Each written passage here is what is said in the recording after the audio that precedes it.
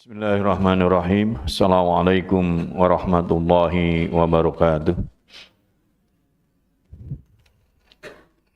Innal hamdalillah nahmaduhu wa nasta'inuhu wa nastaghfiruh wa na'udzu billahi min shururi anfusina wa min sayyiati a'malina may yahdihillahu fala mudilla lahu wa may yudlil fala hadiyalah. Asyhadu an la ilaha illallah wahdahu la syarika lah wa asyhadu anna Muhammadan abduhu wa rasuluh. Ya ayyuhalladzina amanu taqullaha haqqa tuqatih wa la tamutunna illa wa antum muslimun. Ya ayyuhan nasu taqu rabbakumul ladzi khalaqakum min nafsin wahidah wa khalaqa minha zawjaha wa basa minhuma rijalan katsiran wa nisaa'a. Wattaqullaha alladzi tasaaluna bihi wal arham innallaha kana 'alaikum raqiba. Ya ayyuhalladzina amanu taqullaha wa qulu qawlan sadida yuslih lakum a'malakum wa yaghfir lakum junubakum wa may yuti'illaha wa rasulahu faqad faza fawzan 'azima. Amma ba'du fa inna asdaqal hadisi kitabullah wa khairal hadi Muhammadin sallallahu alaihi wasallam wa syarrul umuri muhdatsatuha wa kullu muhdatsatin bid'ah wa kullu bid'atin dhalalah wa kullu dhalalatin finnar. Ma'asyiral muslimin rahimakumullah, jamaah salat subuh Masjid Al-Hidayah yang semoga kita semua diberkahi Allah Subhanahu wa taala, dicintainya, diridhoinya, diampunkannya segala dosa dan kesalahan kita, diterimanya iman dan Islam kita, seluruh amal ibadah kita, dan juga semoga dimasukkan kita ke dalam surganya Allah Subhanahu wa taala. Kemudian juga kita mohon kepada Allah Subhanahu wa taala kesehatan, kekuatan lahir dan batin, jasmani dan rohani kita, agar terus bisa beribadah kepada Allah Subhanahu wa taala hingga ajal menjemput kita. Dan juga kita mohon kepada Allah Subhanahu wa taala apabila ada yang sakit di antara kita atau di antara anggota keluarga kita, semoga Allah Subhanahu wa taala menyembuhkannya dengan kesembuhan yang sempurna, memberikan ganjaran pahala yang besar, mengampunkan segala dosa dan kesalahannya, bahkan mengangkat derajatnya apabila yang sakit ini sabar, ikhlas, ridho, tetap mentauhidkan Allah Subhanahu wa taala, tetap berhusnuzon terhadap Allah Subhanahu wa taala. Dan apabila dia berusaha berikhtiar untuk mengobati sakitnya, tentu dengan jalan-jalan yang dibenarkan di dalam agama yang mulia ini. Kemudian juga kita mohon kepada Allah Subhanahu wa taala rizki yang luas, yang halal, yang baik, dan juga yang diberkahi, untuk kemudian kita gunakan di dalam ketaatan kepada Allah Subhanahu wa taala. Karena masalah rezeki akan ditanyakan tentang dua hal, dari mana kita mendapatkannya dan untuk apa kita belanjakan. Jangan sampai rezeki yang telah kita usahakan dengan cara yang halal dan baik, akan tetapi kita gunakan untuk, atau kita belanjakan untuk yang tidak halal, yang haram atau yang dimakruhkan. Misalnya membeli rokok, ya. Capek-capek dia sudah cari dengan cara yang halal, kemudian dibelanjakan untuk hal yang tidak halal, yang makruh, apalagi yang diharamkan, sehingga tidak menjadi berkah rezekinya. Dan kemudian nanti akan ditanyakan oleh Allah Subhanahu wa taala tentang rezeki itu. Kemudian juga kita mohon kepada Allah Subhanahu wa taala kelembutan hati kita dan dijauhkan dari kerasnya hati, agar mudah menerima nasihat. Nasihat yang datang dari Allah Subhanahu wa taala atau dari nabinya yang mulia Muhammad sallallahu alaihi wasallam. Ad-dinu nasiha kama qala Rasulullah sallallahu alaihi wasallam, karena agama ini adalah nasihat. Jangan seperti orang-orang kafir yang sulit menerima dan beriman kepada Allah Subhanahu wa taala. Sebagaimana Allah Subhanahu wa taala berfirman, "Innal ladzina kafaru sawa'un 'alaihim a anzartahum am lam tunjirhum la yu'minun." Sungguhnya orang kafir itu sama saja atas mereka, diperingati maupun tidak diperingati, dinasihati maupun tidak dinasihati, mereka tidak akan beriman kepada Allah Subhanahu wa taala. Makanya kita mohon pada Allah agar hati kita ini lembut, mudah menerima nasihat yang datang dari Allah Subhanahu wa taala atau dari nabinya yang mulia Muhammad sallallahu alaihi wasallam, sebagaimana para sahabat radhiyallahu anhum ajmain apabila telah datang padanya Al-Qur'an, apabila telah datang kepadanya sunnah Rasulullah, apa yang mereka ucapkan? Sami'na wa ata'na, kami dengar dan kami patuhi. Kemudian juga kita mohon pada Allah Subhanahu wa taala hidayah dan taufiknya serta kemampuan, kekuatan, kemudahan untuk bisa terus mempelajari agamanya dengan baik dan benar, memahaminya juga dengan baik dan benar, meyakininya serta mengamalkannya pun harus dengan baik dan benar. Sebagaimana orang-orang yang telah memahami, meyakini serta mengamalkan agama ini dengan baik dan benar, yang kemudian Allah ridho kepada mereka, bahkan Allah telah sediakan, janjikan surga atas mereka. Yang terdepan adalah para sahabat radhiyallahu anhum ajma'in. Kemudian tabi'in, dan kemudian tabi'ut tabi'in, wa man tabi'ahum bi ihsanin ila yaumiddin, dan siapa saja yang mengikuti mereka asalkan dengan baik dan benar.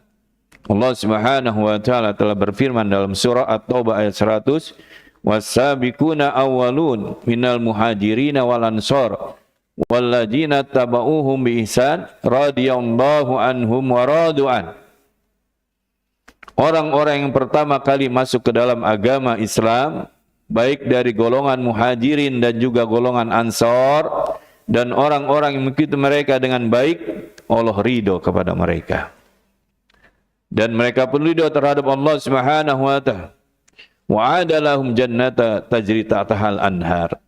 Dan Allah telah sediakan atas mereka surga yang mengalir sungai-sungai di bawahnya. Nabi kita yang mulia Muhammad sallallahu alaihi wasallam telah bersabda, hadis yang sahih diriwayatkan Imam Muslim, khairun nas qarni. Sebaik-baik manusia adalah yang hidup di masaku. Yakni para sahabat beriman kepada Allah, beriman kepada Rasulnya, mati dalam keadaan iman dan Islam. Summal ladzina yalunahum. Kemudian orang-orang yang mengikuti mereka, yang mengikuti sahabat, berguru pada sahabat, yakni para tabi'in. Summal ladzina yalunahum, dan kemudian orang-orang yang mengikuti mereka, yang mengikuti tabi'in, yakni tabi'ut tabi'in. Sehingga para ulama mengatakan bahwa kurun terbaik itu pada 3 masa. Masa sahabat, masa tabi'in, dan masa tabi'ut tabi'in. Inilah 3 generasi yang disaksikan kebaikannya oleh Allah Subhanahu wa taala dan nabinya yang mulia Muhammad sallallahu alaihi wasallam. Khairun kulluh, kata para ulama. Baik secara keseluruhan, baik dalam masalah akidahnya, ibadahnya, muamalahnya, akhlaknya, dan seluruhnya. Khairun kulluh. Makanya wa man tabi'ahum bi ihsanin ila yaumiddin. Dan siapa saja yang mengikuti mereka asalkan dengan baik dan benar. Sehingga tidak ada alternatif pilihan lain bagi seorang yang ingin selamat di dunia dan di akhirat di dalam menjalankan agama yang mulia ini, kecuali dia harus mengikuti jalannya para sahabat, tabi'in, dan tabi'ut tabi'in. Kemudian juga kita mohon pada Allah Subhanahu wa taala agar kita dimatikan dalam keadaan husnul khatimah dan jauhkan dari mati dalam keadaan su'ul khatimah. Amin.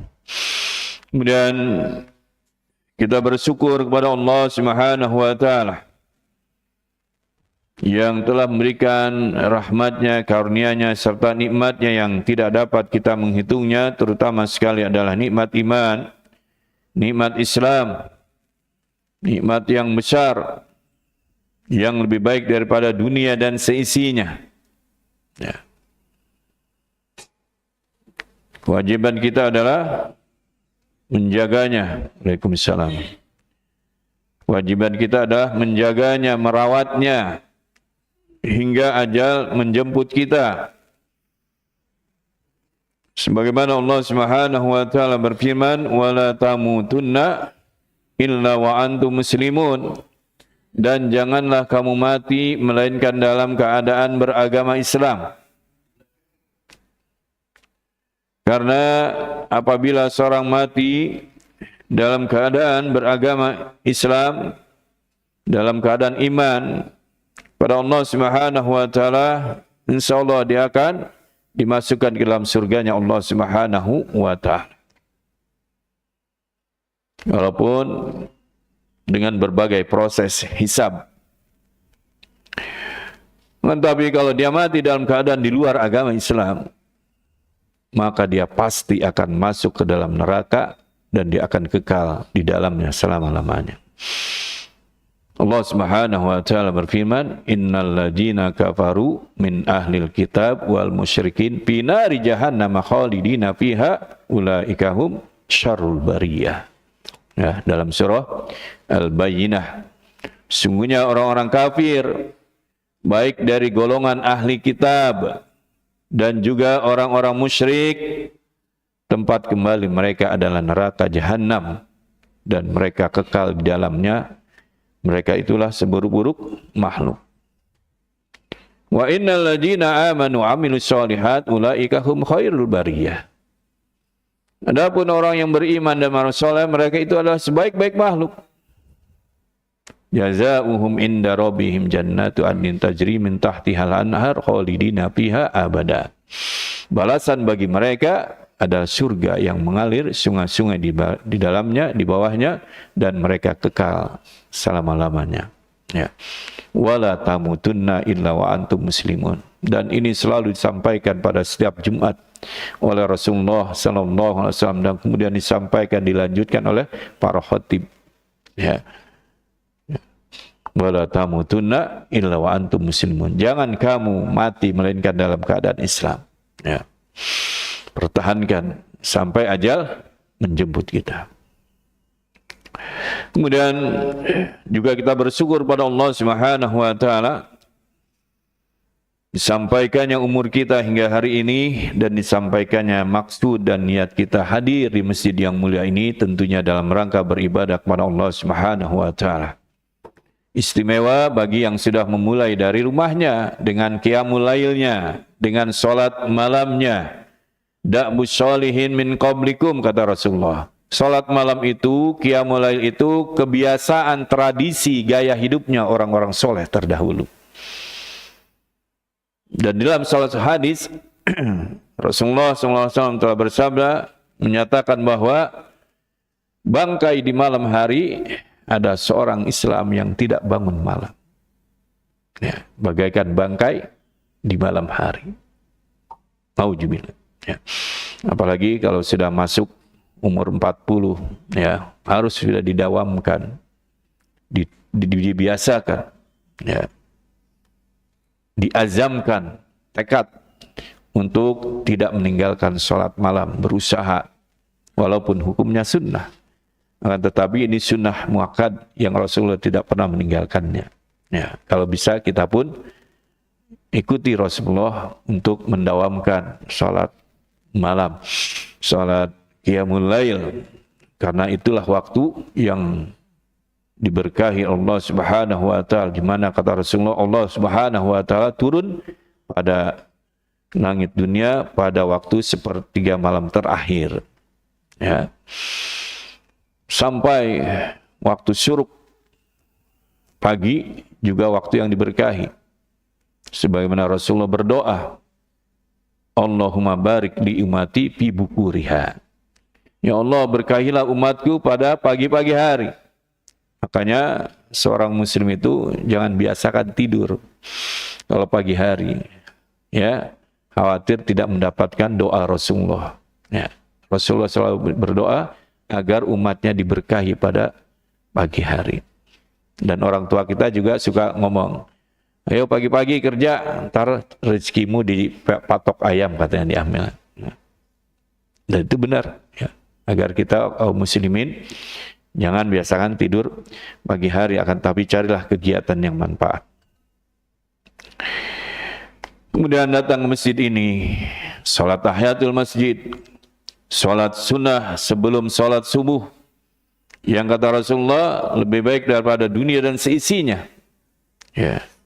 Salatul fajri khairum minad dunya wa ma fiha.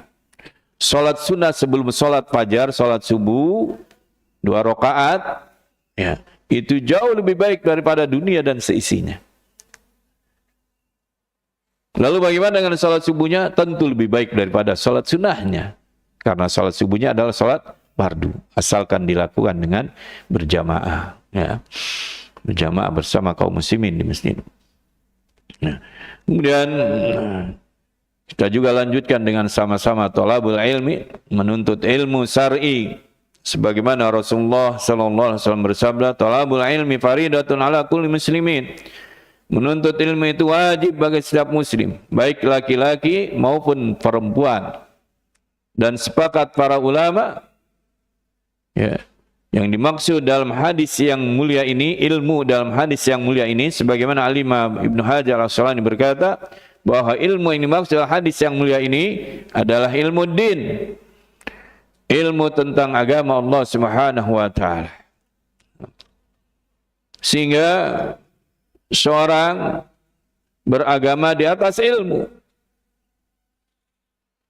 Dan ilmu itu adalah Al-Quran wa Sunnah. Sebagaimana Ibnu Qayyim Al-Jauziyah berkata, al-ilmu adalah qala Allah, qala Rasul, wa qala sahabat. Ilmu itu adalah Al-Quran, Sunnah, dan ijma'nya para sahabat. Itu ilmu yang diperintahkan untuk kita mempelajari oleh Rasulullah sallallahu alaihi wasallam, dan diwajibkan untuk kita mempelajari ilmu din ini yang berdasar Al-Quran dan Sunnah Nabi kita yang mulia Muhammad sallallahu alaihi wasallam, sehingga kita beragama di atas ilmu, tidak di atas kebodohan, tidak di atas ikut-ikutan, tidak di atas persangkaan, ya.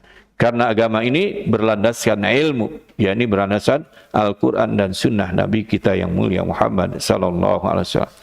Dan nanti di alam kubur yang insyaallah akan menjadi bahasan kita, ya, orang yang berilmulah yang akan bisa menjawab. Karena akan ditanya, man rabbuka, siapa Tuhan kamu? Ma dinuka, apa agama kamu? Man nabiyuka, siapa nabi kamu? Ya. Ini didasari oleh orang yang memiliki ilmu. Dia akan bisa dijawab oleh orang yang memiliki ilmu. Ya. Insyaallah kita sampai waktu syuruk, ya. Kita sampai waktu syuruk. Mudah-mudahan apa yang menjadi amal ibadah kita hari ini menjadi catatan amal baik kita nanti di yaumul qiyamah, dan berikan ganjaran pahala yang besar oleh Allah Subhanahu wa taala. Jamaah yang berbahagia, insyaallah kita akan membahas masalah fitnah kubur, ya. Salah satu bagian dari kita beriman kepada hari akhir. Bagian dari kita beriman kepada hari akhir. Karena telah disinyalir oleh Umar bin Khattab radhiyallahu an. Umar bin Khattab radhiyallahu an,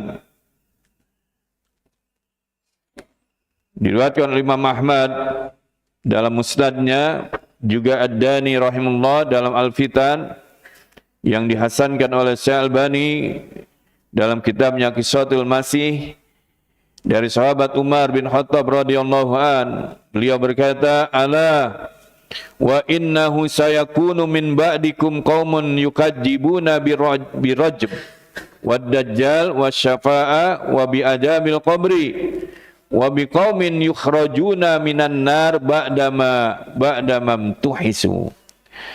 Ketahuilah bahwa akan ada suatu kaum setelah kalian yang mendustakan hukum rajam, mendustakan dajjal, mendustakan syafaat, dan juga mendustakan azab kubur.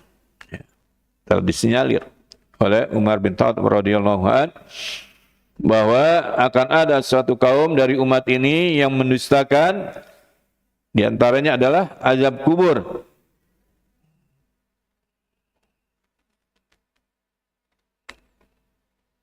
Dan terjadi, ya, dan terjadi.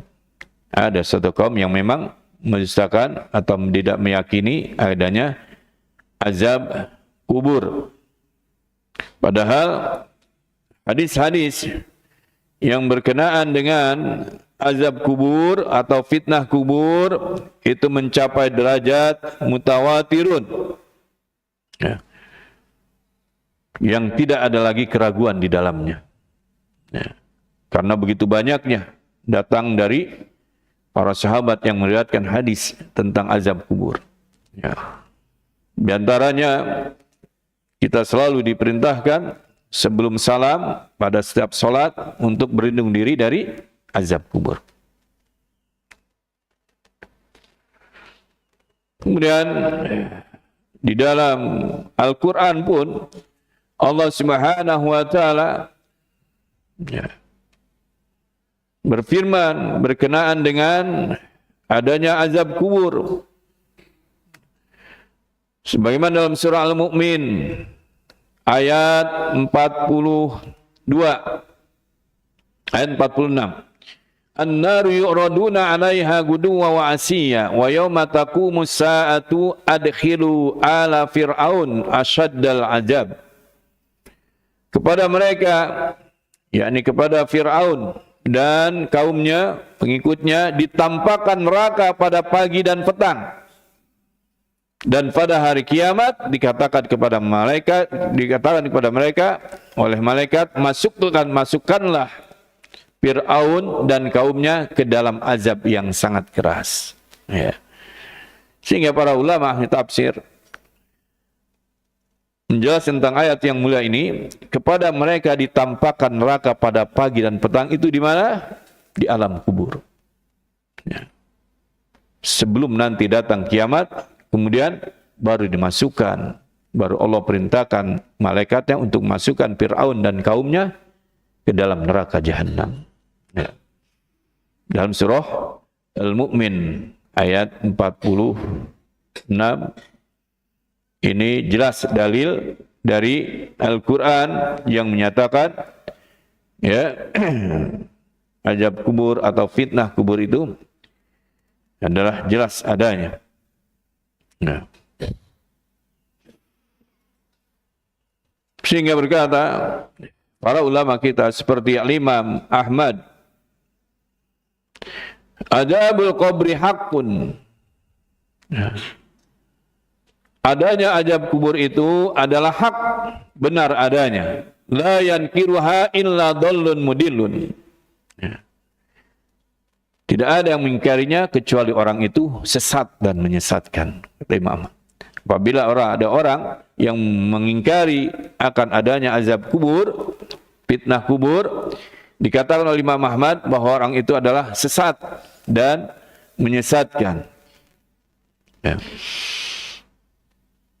Qala Ibnu Katsir, Imam Ibnu Katsir juga berkata, Imam Ibnu Katsir rahimahullah, hadhil ayatu aslun kabirun fi istidlali ahlu sunnah ala adabil qabri.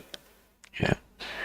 Ayat yang mulia ini, ya, tentang Fir'aun tadi menjadi prinsip dasar yang menjadi dalil kuat bagi ahlu sunnah atas adanya azab kubur.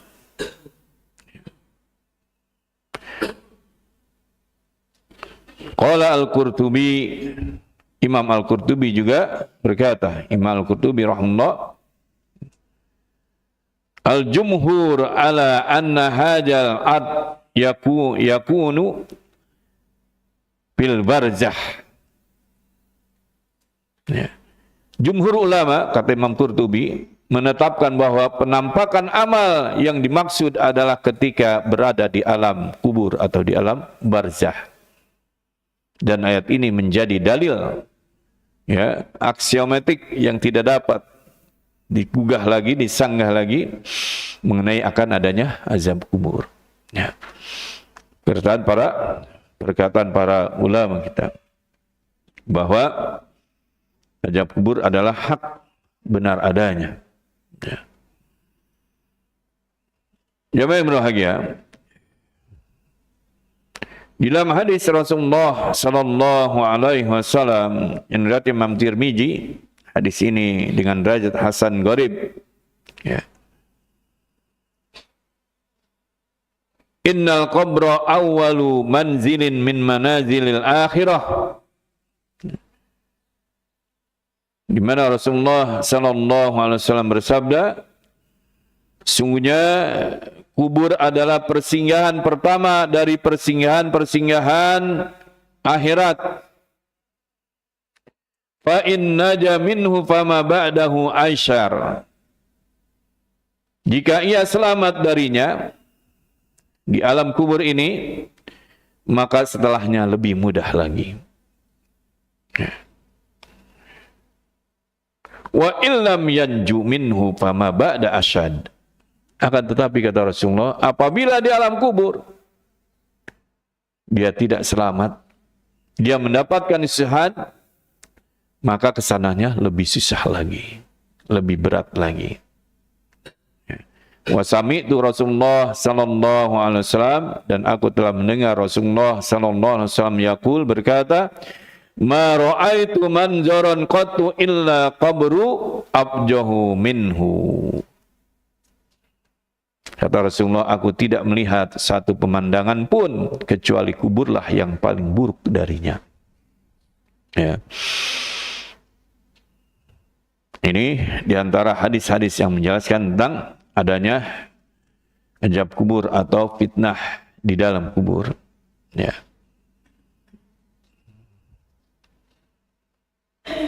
Kemudian juga Allah Subhanahu wa taala menjelaskan bahwa orang yang telah meninggal dunia masuk ke alam kubur, dia tidak dapat kembali lagi ke dunia, baik jasadnya maupun ruhnya. Ya. Terdapat dalam surah Al-Mu'minun ayat 99 sampai 100. Hatta idza jaa ahaduhumul maut. Ya. Demikianlah keadaan orang-orang kafir itu hingga apabila sampai kepada seseorang di antara mereka kematian, qala, ia berkata, Rabbirji'un, ya Rabbi, ya Tuhanku, kembalikan aku ke dunia, la'alli a'malu salihan fima taraktu, agar aku dapat berbuat kebajikan, agar aku dapat beramal soleh, fima taraktu, terhadap amal-amal yang aku tinggalkan. Apa kata Allah? Kalla, sekali-kali tidak. Innaha kalimatun huwa qailuha. Itu hanya perkataan orang yang mengigau saja. Karena kenapa? Wa min waraihim barzakhun ila yaumi yub'atsun. Karena di hadapan mereka ada barzah. Ada barzah, ada dinding. Ya. Sampai pada hari mereka dibangkitkan. Ya. Maka disebut dengan alam barzah. Orang sudah meninggal dunia, dia tidak dapat kembali lagi ke dunia. Ya. Ruhnya apalagi jasadnya. Karena kenapa? Karena ada barzah, kata Allah Subhanahu wa taala. Sebagaimana permintaan orang kafir yang meninggal ini dalam ayat yang mulia ini, orang yang kafir kemudian meninggal, masuk ke alam barzah, ke alam kubur. Dia minta kepada Allah agar bisa dikembalikan ke dunia untuk bisa beramal soleh. Apa kata Allah? Sekali-kali tidak, itu igauan aja. Ya. perkataan yang tidak mendasar sama sekali. Karena kenapa? Karena di hadapan mereka ada barzah. Makanya tidak ada di dalam agama yang mulia ini adanya ruh gentayangan, penasaran, dan lain sebagainya. Ya, tidak ada. Pada setiap hari Jumat ruh kembali ke rumahnya, gitu. Kemudian dihadiahkan dan lain sebagainya. Ya, nggak ada. Apabila seorang telah meninggal dunia, maka dia akan masuk ke alam kubur atau barzah dan dia tidak dapat kembali ke dunia. Baik ruhnya apalagi jasadnya. Berdasarkan ayat yang mulia ini. Ya.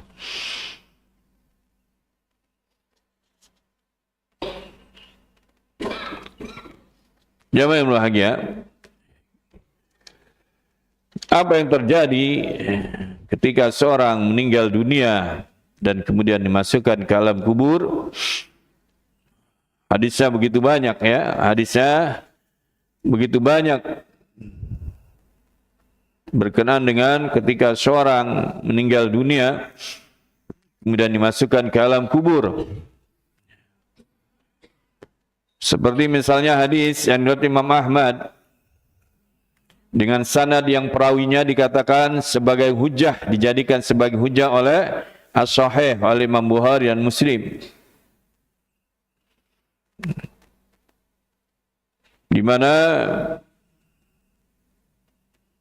ketika katanya kami keluar bersama Rasulullah sallallahu alaihi wasallam, kemudian beliau mengangkat kepalanya seraya bersabda, "Ista'idu billahi min adabil qabri marratain aw salasin." Berlindunglah kepada Allah, kata Rasulullah, dari azab kubur. Rasulullah mengucapkan 2 kali sampai 3 kali, kata para sahabat. Kemudian Rasulullah sallallahu alaihi wasallam melanjutkan sabdanya, "Innal 'abdal mu'mina idza kana fi inqita'in minad dunya wa iqbalin minal akhirah nazala ilaihi malaikah minas sama'i bidul wujuhi ka'anna wujuhahumus samsu wa ma'hum kafanun min akfanil jannah wa hanutun min hanutil jannati hatta yajlisu minhu maddal basar summa yaji'u malakul maut Assalamualaikum warahmatullahi wabarakatuh hatta yajlisa inda ra'sihi fayaqul ayatuhan nafsu thayyibatu ukhruji ila maghfiratin minallahi wa ridwan. Ya. Hadisnya panjang ya. Saya bacakan terjemahannya. Seorang hamba yang beriman kepada Allah Subhanahu wa taala, jika telah terputus dari dunia, yakni meninggal dunia dan menuju akhirat, maka malaikat akan turun dari langit kepadanya dengan wajah yang putih seakan-akan wajah mereka adalah matahari. Mereka membawa kain kafan dari surga dan obat pengawet dari surga hingga mereka duduk di dekatnya sepanjang mata memandang. Lalu malaikat maut datang hingga duduk di sisi kepalanya seraya mengatakan, "Wahai jiwa yang baik, keluarlah menuju ampunan dan keridhaan Allah Subhanahu wa taala." Maka ia pun keluar dengan mengalir sebagaimana mengalirnya air hujan di tempat aliran. Lalu malaikat maut mengambilnya. Jika malaikat telah mengambilnya, maka ia tidak melepaskannya dari tangannya sekejap pun hingga para malaikat mengambilnya dan meletakkannya di kain kafan dan obat pengawet itu, dan keluar aroma darinya seharum aroma kasturi paling harum yang ada di permukaan bumi. Ini proses sakaratul maut bagi orang yang beriman dan bertakwa kepada Allah Subhanahu wa taala. Sebagaimana dalam surah Al-Fusilat, ya, dalam surah Al-Fusilat Allah Subhanahu wa taala berfirman, innal ladina qalu rabbuna Allah, sungguhnya orang-orang yang berkata Tuhan kami, Rabb kami adalah Allah Subhanahu wa taala, summa istaqamu, kemudian dia istiqamah, tatanazzalu alaihimul malaikah alla tahafu wa la tahzanu wa abshiru bil jannati allati kuntum tu'adun. Akan turun kepadanya malaikat yang membisikkan kepadanya, alla tahafu wa la tahzanu, jangan kamu takut dan jangan kamu bersedih, wa abshiru bil jannati allati kuntum tu'adun, akan tetapi bergembiralah dengan surga yang Allah janjikan kepadamu. Di saat kapan malaikat turun? Kata para ulama ahli tafsir, dan bisa kita baca misal dalam tafsir Ibnu Katsir rahimahullah dan kitab tafsir lainnya, ya, para ulama ahli tafsir mengatakan bahwa malaikat Allah perintahkan turun di saat sakaratul maut terhadap orang yang beriman, yang berkata Tuhan kami adalah Allah Subhanahu wa taala. Kemudian dia istiqomah. Dia sampai matinya dia di atas tauhid. Ya. Mentauhidkan Allah Subhanahu wa taala. Allah akan perintahkan turun kepada orang ini di saat kapan? Di saat sakaratul maut. Di saat ruhnya dicabut dari badannya. Apa kata malaikat? Allah tahafu wa la tahzanu. Jangan kamu takut terhadap kematian ini, setelah kematian ini, wala tahzanu, dan jangan kamu bersedih terhadap dunia yang kamu tinggalkan. Akan tetapi wa absyiru bil jannati allati kuntum tu'adun, bergembiralah kata malaikat dengan surga yang telah Allah janjikan kepadamu. Ya. Sesuai dengan hadis yang mulia ini. Ya. Seorang yang beriman bertakwa, dia akan dijemput oleh malaikat dari langit, membawa kain kafan dari surga, pengawet dari surga, ya. Dan para malaikat dan malaikat maut mencabutnya dengan mengucapkan salam. Ya, sehingga keluarlah ruh dari jasadnya. Nah. Ya ayyuhal mutmainnah, irji'i ila rabbiki radiyatan mardiyah, fadkhuli fi ibadi wadkhuli jannati. Wahai jiwa yang tenang, kembalilah kepada Rabb kamu. Ya. Lalu mereka membawanya naik, kata Rasulullah. Ya, terjemahannya, tidaklah mereka lewat di hadapan majelis malaikat, melainkan mereka bertanya, ruh siapakah yang harum ini? Mereka jawab, Fulan bin Fulan, dengan sebaik-baik namanya yang disandangnya saat di dunia, hingga mereka membawanya ke langit dunia. Lalu mereka meminta dibukakan untuknya, maka dibukakan pintu langit untuknya. Pada tiap-tiap langit dijenguk oleh para malaikat yang dekat dengan Allah Subhanahu wa taala hingga ke langit berikutnya, hingga sampai ke langit yang ketujuh. Maka Allah Subhanahu wa taala mengatakan, tulislah buku catatan hambaku ini di Illiyun dan kembalikanlah ia ke dunia dalam jasadnya. Lalu dua malaikat datang kepadanya dan mendudukannya seraya bertanya, Man Rabbuka? Setelah dibawa ke langit sampai ke langit 7, kemudian Allah perintahkan untuk dikembalikan ruhnya ke dalam jasadnya. Nah, setelah kembali ke alam kubur dengan ruh dan jasadnya, lalu datang dua malaikat dan mendudukannya seraya bertanya, Man Rabbuka? Ini pertanyaan di alam kubur. Inilah yang fitnah kubur, ujian di dalam kubur, bahwa seorang akan ditanya oleh malaikat Munkar dan Nakir. Apa yang ditanya? Man Rabbuka?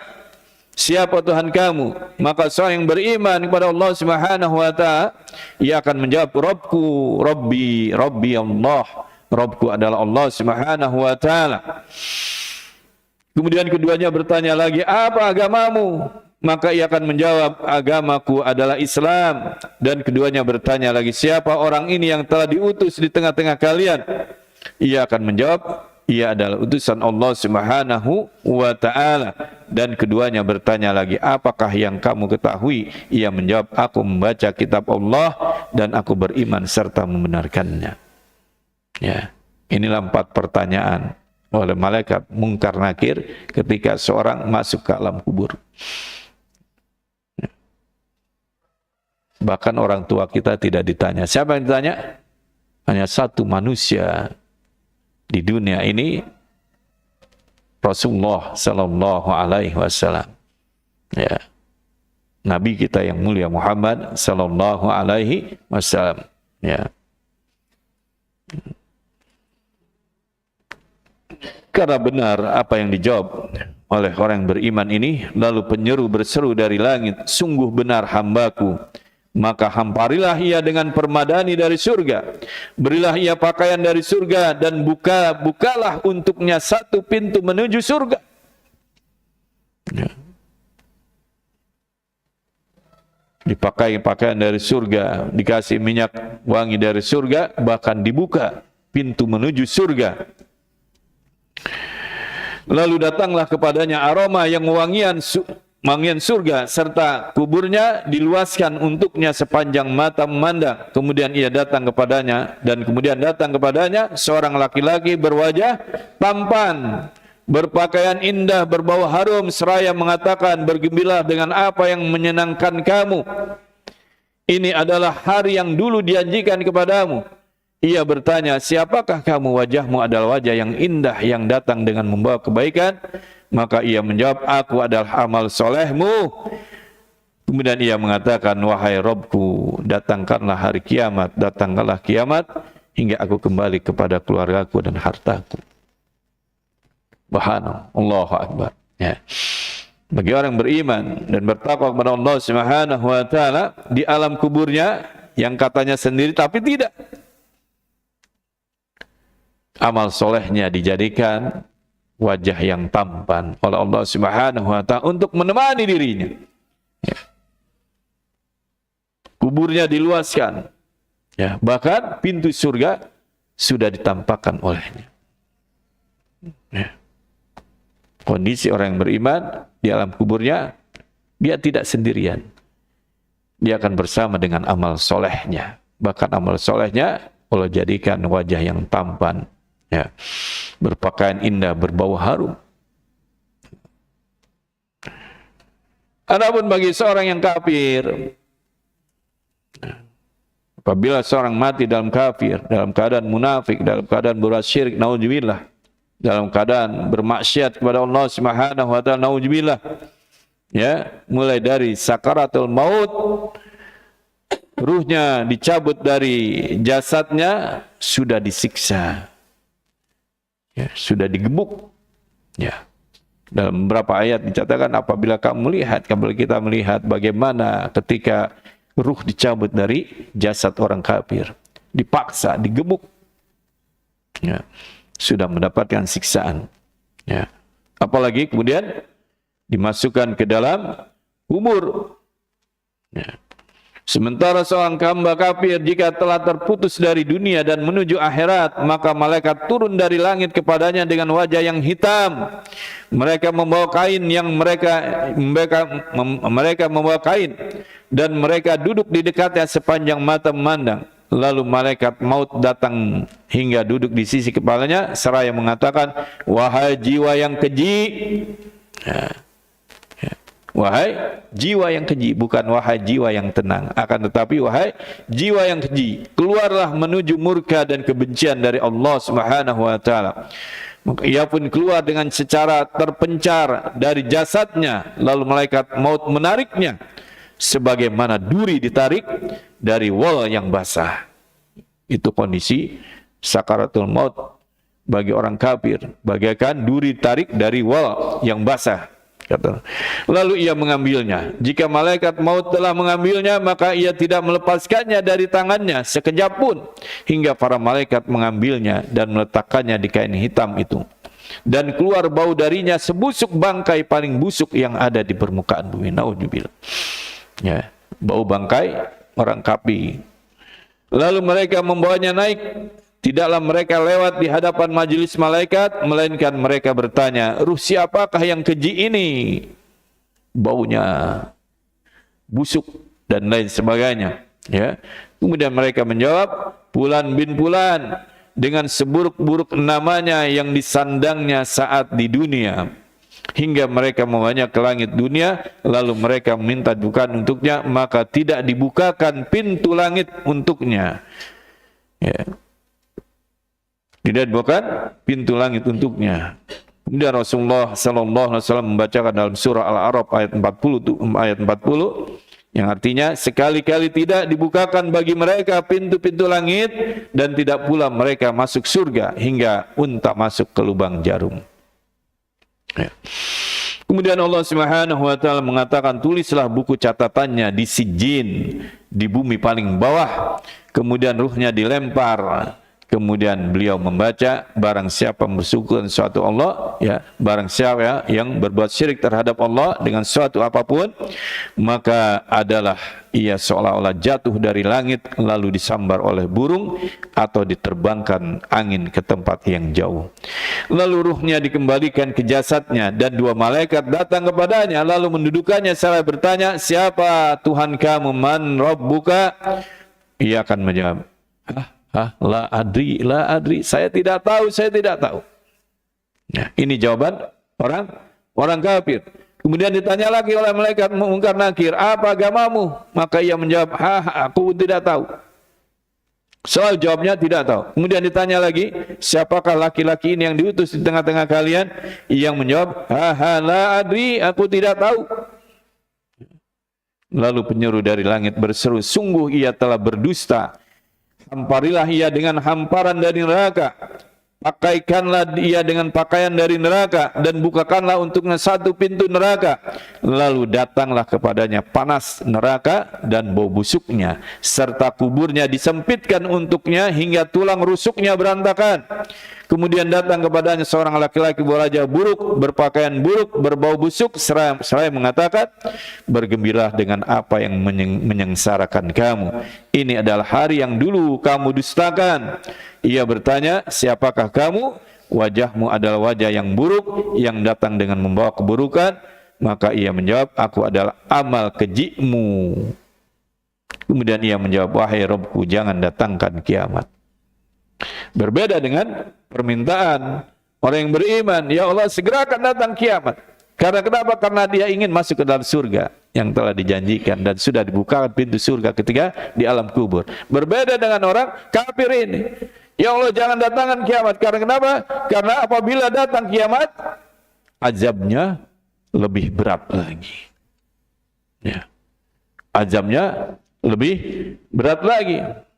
Ya. Sebagaimana dalam hadis yang lain, ketika seorang kafir ditanya oleh malaikat Munkar Nakir, dia tidak dapat menjawab atau jawabannya seperti tadi, maka dipukullah dia oleh martil atau godam. Ya. Nah, ini diantara hadis Rasulullah sallallahu alaihi wasallam yang menjelaskan akan adanya fitnah kubur. Dan dalam hadis yang lain, Rasulullah sallallahu alaihi wasallam juga telah mengatakan, telah bersabda dari Abu Sa'id Al-Khudri radhiyallahu an, dakhala Rasulullah sallallahu alaihi wasallam li salatin fara'a nasan ka'annahum yaktashiruna qala ama innakum law aksartum dzikra hadimil ladzat la sagalakum amma ara fa aksiru dzikra hadimil ladzat yakni al-maut fa innahu lam ya'ti 'alal qabri yaumun illa takallam fihi fayaqul ana baitul gurbah wa ana baitul wahdah wa ana baitul turab wa ana baitud du'a. Rasulullah SAW masuk untuk sholat, lalu beliau melihat orang-orang seolah-olah mereka banyak tertawa. Maka beliau mengatakan, seandainya kalian banyak mengingat penghancur kelezatan yakni al-maut, niscaya itu telah menyibukkan kalian sehingga lupa terhadap apa yang aku lihat saat ini. Ya. Kata Rasulullah, seandainya kamu mengetahui apa yang aku ketahui tentang kematian, tentang setelah kematian, niscaya kalian tidak akan banyak tertawa sebagaimana sekarang kamu banyak tertawa. Oleh karena itu, perbanyaklah mengingat penghancur kelezatan, yakni kematian. Karena tidaklah datang satu hari pun pada kubur, melainkan ia mengatakan, aku adalah rumah yang sunyi.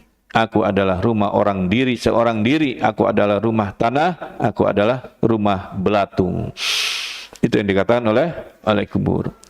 Makanya dalam hadis lain juga Rasulullah bersabda bahwa al-aqyas, orang yang cerdas itu adalah orang yang banyak mengingat mati, kemudian dia mempersiapkan dirinya dengan bekal untuk menghadapi setelah kematian. Ya, itu orang yang cerdas, kata Rasulullah ketika ditanya oleh sahabat radhiyallahu anhu. Jamaah yang berbahagia, dari hadis yang mulia ini dapatlah kita ketahui bahwa fitnah kubur itu adalah hak benar adanya. Ya.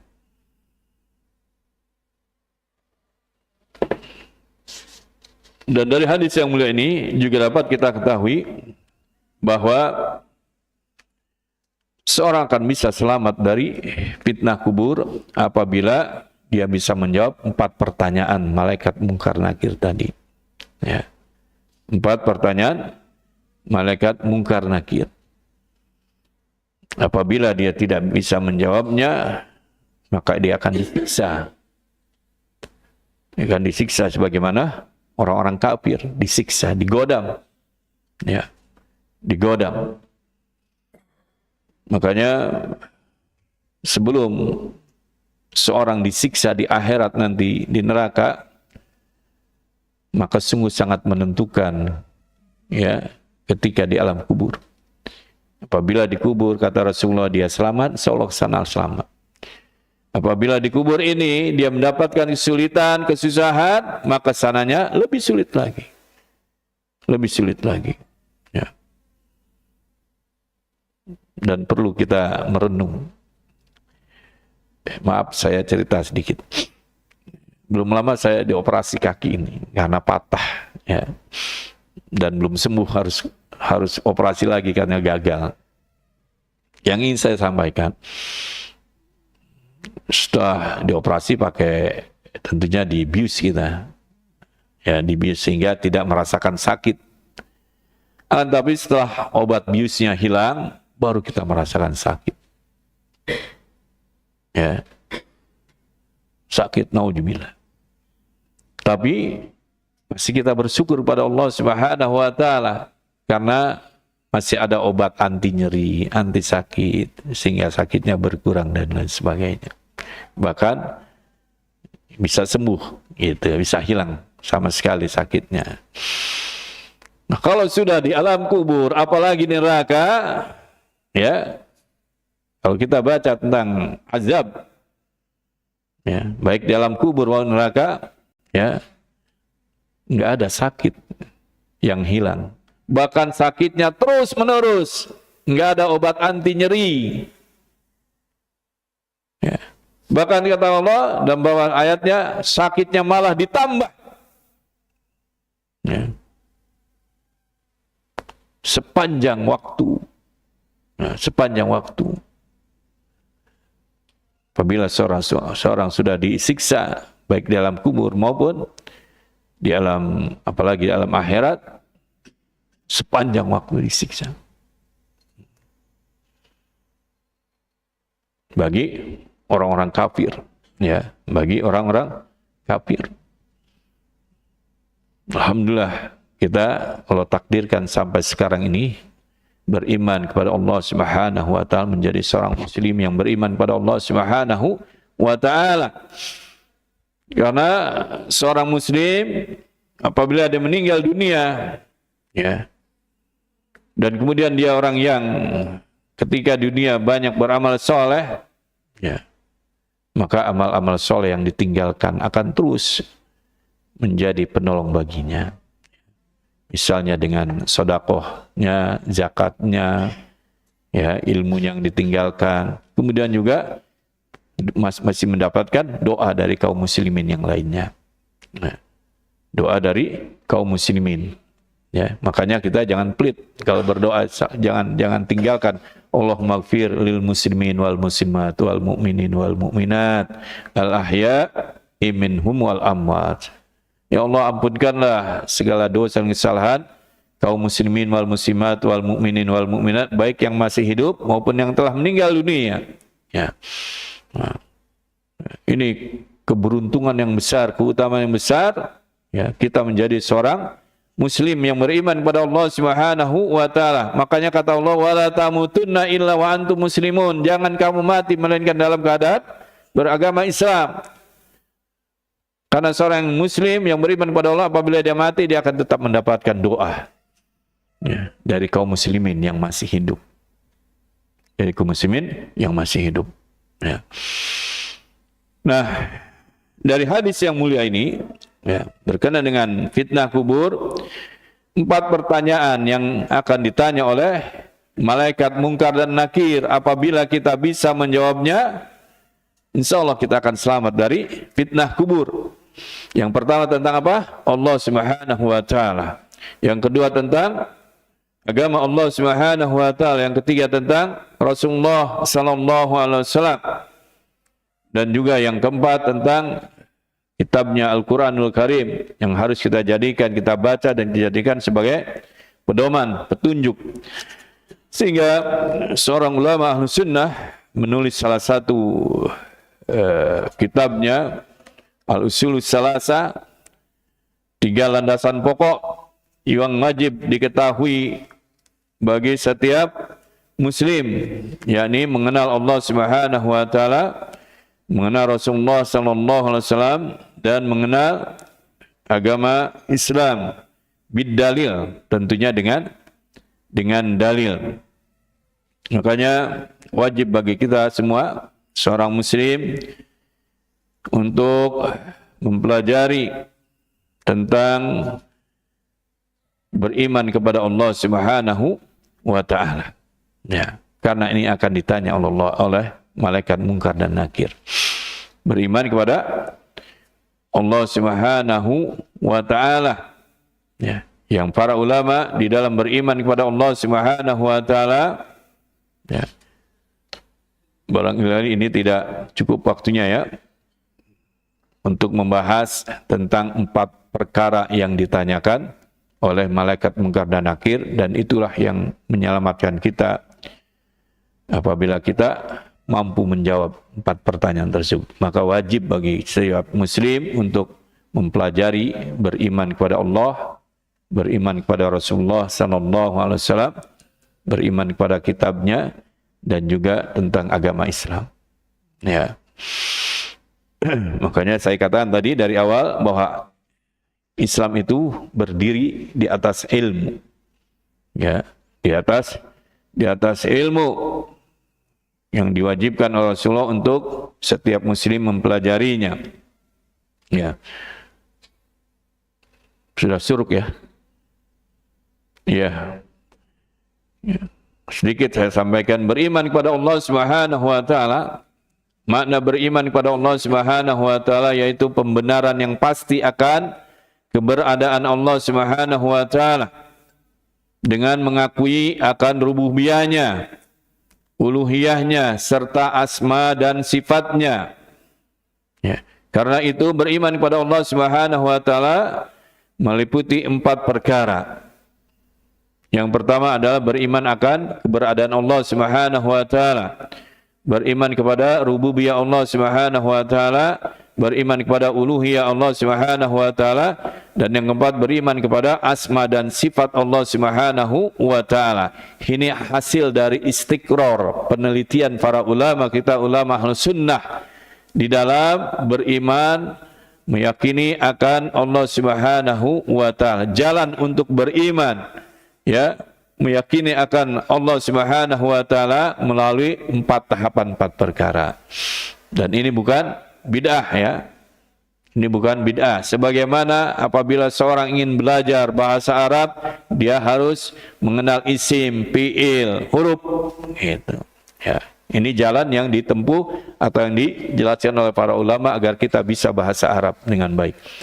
Atau misalnya dalam hukum-hukum fikih, di masa Rasulullah nggak ada yang namanya wajib, sunnah, haram, ini jaiz, makruh, nggak ada. Ya.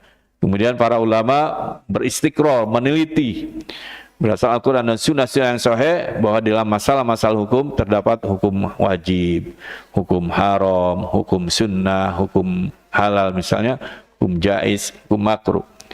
Nah ini semua hasil dari istiqra. Di masa Rasulullah dan para sahabat tidak ada. Apabila Rasulullah sholat begini ya diikuti. Apabila Rasulullah mengerjakan ini diikuti oleh para sahabat. Para sahabat tidak bertanya ini hukumnya apa, ini hukumnya bagaimana. Tidak. Nah setelah itu baru para ulama kita meneliti bahwa memang ada sholat yang diwajibkan, ada sholat yang hukumnya sunnah, bahkan sunnah ada yang muakkad, ada yang sunnah yang biasa saja. Seperti misalnya ya, sholat yang wajib 5 waktu, kemudian ada sholat rawatib yang mengikuti sholat wajib. Ya, kemudian ada juga sholat yang apabila kita melakukannya dapat kebaikan, apabila tidak pun tidak. Misalnya sholat sebelum sholat maghrib, ya, sholat sunnah sebelum maghrib kata Rasulullah, faman sa'ah, bagi siapa yang mau silakan, ya silakan. Makanya para ulama menetapkan, wah ini bukan masuk ke dalam sholat sunnah rawatib yang sangat ditekankan oleh Rasulullah yang mengikuti sholat wajibnya. Adapun yang rawatibnya adalah setelah sholat maghribnya. Ya, setelah sholat maghribnya itu dinyatakan sunnah rawatib yang sangat ditekankan oleh Rasulullah Sallallahu Alaihi Wasallam. Ya, begitupun di dalam mengenal Allah Subhanahu Wa Taala, beriman kepada Allah Subhanahu Wa Taala, para ulama beristiqrar. Ya, supaya benar keimanan kita, keyakinan kita terhadap Allah Subhanahu Wa Taala. Tidak jatuh dalam kesesatan, tidak jatuh dalam kesyirikan, tidak jatuh di dalam kesalahan, maka para ulama kita beristiqrar, meneliti dari Al-Quran dan Sunnah, kemudian ditemukanlah 4 perkara ini. Yang pertama, beriman kepada wujud Allah Subhanahu wa Ta'ala. Maka setiap muslim, ya, dia wajib beriman, meyakini akan keberadaan Allah Subhanahu wa Ta'ala, yang didasari pertama adalah masalah keyakinan seorang akan adanya Allah Subhanahu wa Ta'ala. Kata para ulama, ini adalah masalah yang fitrah. Masalah yang fitrah. Sebagaimana Rasulullah bersabda, kullu mauludin yuladu alal fitrah. Setiap manusia yang lahir itu dalam keadaan fitrah. Ya, dalam keadaan suci, dalam keadaan sudah mengetahui akan ada penciptanya. Dan dalam surah Al-A'raf ayat 172 Allah Subhanahu wa Ta'ala berfirman, sebelum ruh itu ditiupkan ke tulang sulbi, ya, ke dalam rahim, maka terjadi dialog antara Allah Subhanahu wa Ta'ala dengan ruh dan ruhnya. Ya, di mana Allah Subhanahu wa Ta'ala berkata, alastu bi rabbikum, apakah engkau mengakui, meyakini aku ada Rabb kamu? Qalu bala sahidna. Maka ruh itu berkata, iya kami menjadi saksi bahwa engkau adalah Rabbku, penciptaku. Barulah kemudian ruh itu dimasukkan ke dalam rahim, ditiup ke dalam rahim. Sehingga kata para ulama, apabila seorang yang lahir ke dunia ini kemudian tidak ada yang mempengaruhinya, ya, maka dia akan mencari Tuhannya, dia akan mencari pemiliknya. Apa yang menjadikan dia Yahudi, Nasrani, Majusi adalah orang tuanya. Ya, adalah orang tuanya. Ya. Kemudian beriman kepada wujudnya Allah, akan keberadaan Allah Subhanahu wa Ta'ala juga bisa dapat dipahami dengan dikabulkannya doa. Ya. Dikabulkannya doa seorang, permintaan seorang. Ya. Dan telah banyak doa-doa kita yang dikabulkan Allah Subhanahu wa Ta'ala, yang menunjukkan akan keberadaan Allah Subhanahu wa Ta'ala. Dan peristiwa yang besar terjadi di masa Rasulullah dan para sahabat ketika Allah mengabulkan doa Rasulullah dalam perang Badar. Dalam perang Badar. Terdapat dalam surah Al-Anfal ayat 9, "Istaghiitsu rabbakum fastajaba lakum."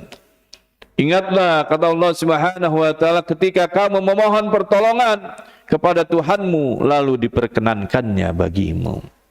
Allah menurunkan berapa? 1000 malaikat untuk melawan kafir Quraisy yang pada waktu itu berhadapan dengan tentara kaum muslimin yang dipimpin langsung oleh Rasulullah, yang berjumlah kurang lebih 300. Karena secara akal tidak akan mungkin kaum muslimin ini dengan perlengkapan persenjataan apa adanya menghadapi pasukan kafir Quraisy yang berjumlah lebih dari 1000 orang dengan perlengkapan persenjataan yang begitu lengkap. Ya. Maka ini sangat menentukan, sehingga Rasulullah beristighosah, memohon kepada Allah ya, agar diturunkan bantuan. Maka Allah katakan, Iztastagisu rabbakum fastajaba lakum. Ingatlah, kata Allah, ketika kamu mohon pertolongan kepada Tuhanmu dan lalu diperkenankannya bagimu.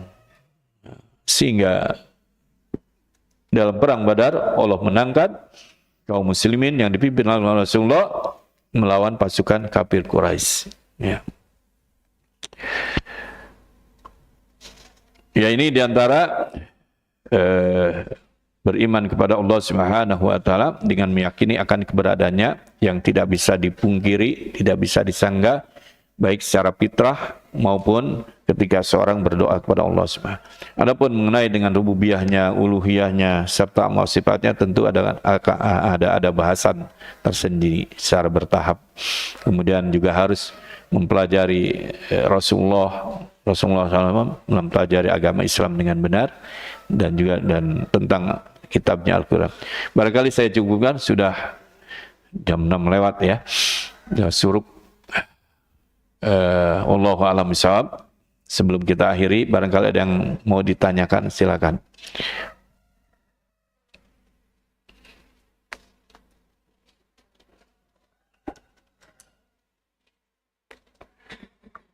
Apa sudah cukup, Pak?